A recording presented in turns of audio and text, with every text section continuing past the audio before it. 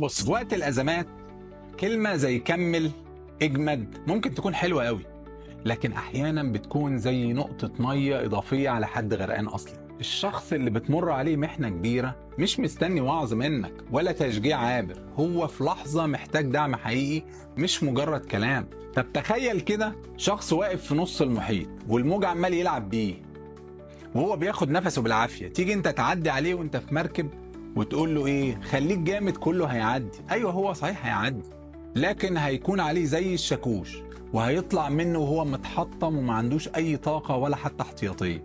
في اللحظة دي الكلمة مش كفاية، المطلوب منك هو الفعل. مد ايدك يا سيدي، اسحبه بره، ساعده يقف على ارض صلبة الاول. عارف لو المشاكل بتتحل بكلمتين زي ربنا معاك ولا عافر ما كانش حد غلب. الناس محتاجة دعم حقيقي، محتاجة القشة اللي هتمسك فيها.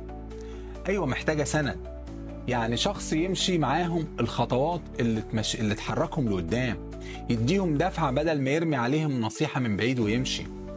المساعدة الفعلية هي اللي بتعمل الفرق، لكن النصيحة لوحدها مكانها بعد ما الشخص يكون واقف على رجليه، مش وهو بياخد آخر نفس. في اللحظة دي هو محتاج إنقاذ حقيقي، مش بس كلام.